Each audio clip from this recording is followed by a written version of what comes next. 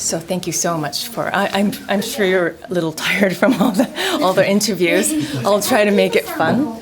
Yeah.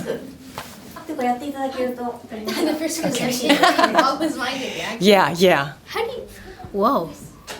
I used to live in the States when I was a kid, and I saw Thriller on MTV when it was aired first. Yeah. Yes. That's amazing. So, じゃあいいですかね。はい。Okay. The first thing I'd love to ask you is, I'm sure you really examined Michael Jackson and practiced. What was the most difficult part to actually recreate a live Michael and to make it real? Like people watching it will think it's Michael. Right. To do it in a way where it comes across so seamless, so natural, and that was the most challenging, and to do it over and over again, because when you're on a set and when you're shooting, you have to get many takes of it. So you might record a performance 20 times or 30 times, sometimes maybe even 40 times. So it's very difficult to have that endurance and that stamina. But the way I prepared was doing it over and over again, and I wanted it to become so natural where it seems like I've been dancing for many years or acting for many years, even though it's my first time doing it. So I would say the Billie Jean Motown 25 performance was the most challenging because it was frame by frame me trying to stick within each move he's doing, the way he did it, while making it believable and come across it in an authentic way. That was probably the most challenging for me. May I ask the same question to you, Juliano? The hardest part? The hardest part was... That's a good question. I would say the hardest part is trying to be Michael Jackson. I mean, trying to make it to where nobody can tell if it's you or Michael or not. Just trying to do your very best. I mean, because Michael, he's the greatest of all time, and he has an unmatched ability that no other artist has. So it's really hard to match his exact energy because you never know what Michael would do. He's so mysterious. And I feel like it was really hard to try to fill in his shoes because, I mean, obviously I'm not Michael Jackson, so it was really challenging. I'm sure by re-examining Michael Jackson, you were able to notice the specialness of Michael and his very uniqueness. What would you say that was? Just many things, but the thing that sticks out the most is his natural ability to move the way he moved on stage. It's just the way, there's something just magical about it. It looked like an illusion sometimes, the way he would move on stage. Just like, sometimes it looked like as if he's floating, or when he's doing the moonwalk, there's such a magical element to his aura on stage.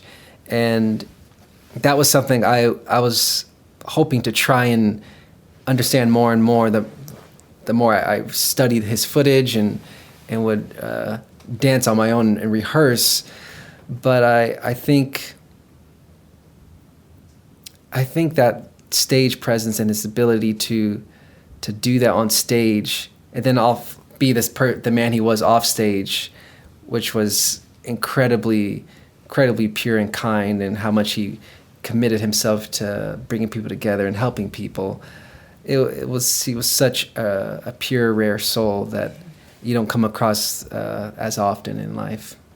Was there any personal takeaway from doing this movie for you, for maybe in the future, for your career, for your life? Any Michael Jackson philosophy, way of thinking, way of living that you would treasure long after this? Oh, yeah. Sure.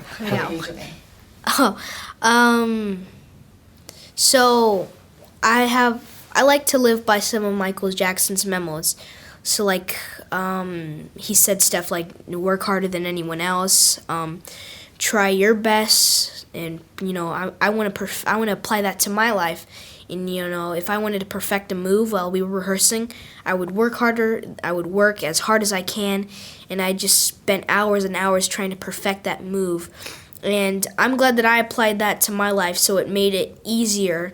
It made it easier for filming because I just practiced and practiced, and I was already ready by the time it was time to film the scene or the performance that I had to do.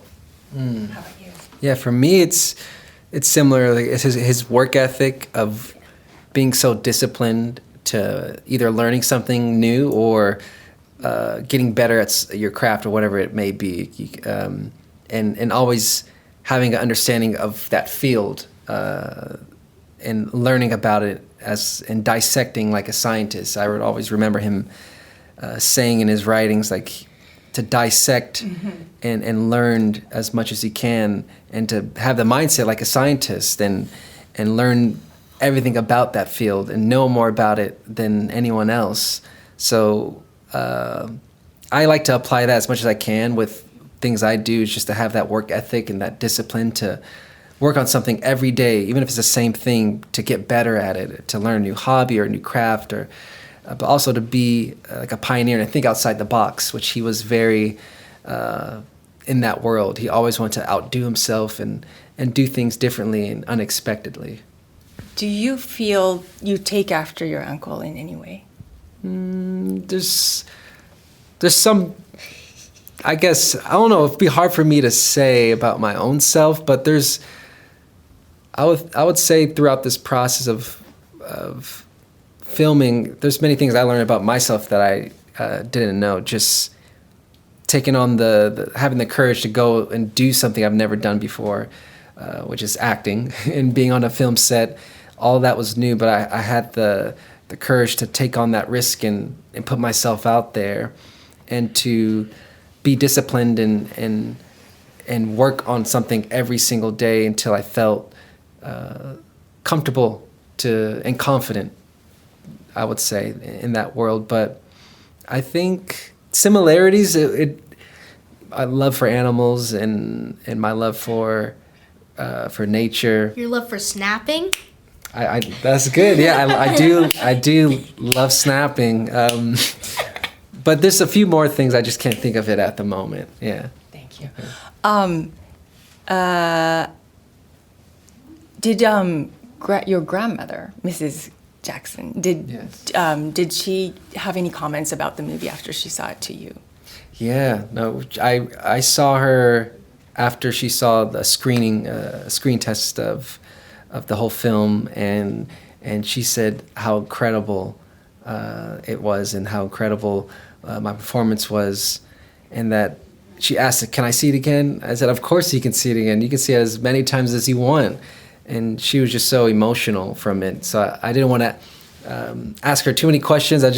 I knew it was a lot for her to take in as Michael's mother, and I'm sure it's incredibly emotional for her. But I knew how proud she was by what she was saying to me. So that made me the happiest. Yeah, hearing it from her. During your filming, did you have any moments that you felt, oh, Michael is watching over us and maybe guiding us? Any moments? Well, I was filming. I think that it was the Who's Loving You performance. And how I sang, and I was like, oh, I think Michael Jackson did that. No, I think Michael Jackson was looking from above, and I hope he saw how good I did, and I hope that he was really proud of me. He would have been really proud of me. Wow, I couldn't believe I sang like that. It was so surreal just to hear my own voice, do such a wonderful thing. And not many children, not many kids have that ability. So I'm glad I was just blessed with that. How about you?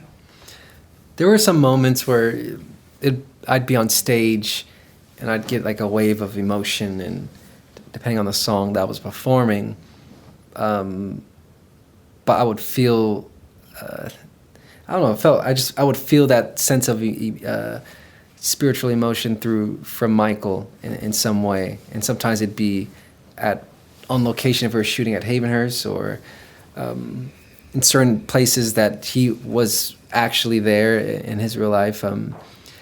So there was definitely those moments I was like, wow, there's a presence here, and Michael's here. It feels like that. And then the crew felt that at times too, which was pretty emotional. So it was a full experience for everyone on set, I think. Is there anything you would like to say if you were able to see him now? Oh wow, I would hope that he would be incredibly proud with how much commitment and love that was put into the film from everybody, from myself to everyone involved on the crew, from the studios, and just how all the fans around the world are showing up to the film, and new fans as well, a whole new generation, which I know he would be so incredibly proud. So I would just love to express and share that with him, and I know how happy he would be to hear that. Thank you so much. So